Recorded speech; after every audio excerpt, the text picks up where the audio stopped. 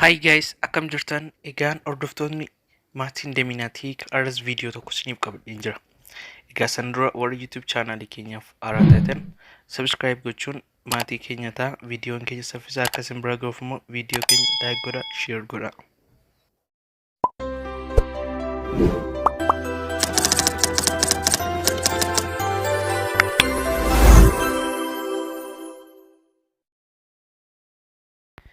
Egaan viidiyoon irra isiniif qabadhee dhiyaadhee haala kamiin beeksisii adda addaa yoo dhufe nu rakkise cufuu dandeenyaa isa jedhudha.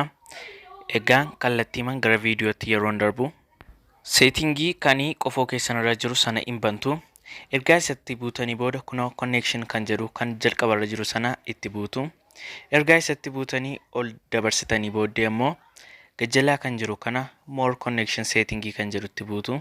Sanaan booda egaan kunoo printing VPN and private DNS kan jedhu sana isa sadaffaarra jirutti buutu isinii jechaadhaan filannoowwan isinii dhufan kana keessa ergasii of automatic private DNS provider host name kan jedhu sadan keessa isa sadaffaarra jirutti ammas click gootu private DNS provider host name kan jedhu sana itti buutu jechaadhaan achirratti maal jettanii barreessitu kunoo barreeffama kana dns.odgaard.com kan jedhu kana barreessitu kunoo akkuma screen irratti argaa jirtan kana jechaadhaan balleesseen barreesseen itti agarsiisaa jechuudhaan utoo qubee ishee tuqaa isheen dogoggorin barreessuu qabdu jechaadhaan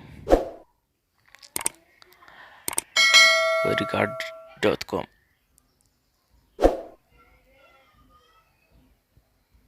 egaa sana booda egaa ergaa .com goone seefii godhannaa jechaadhaan seefiitti buutu malee kaanseliin gootan.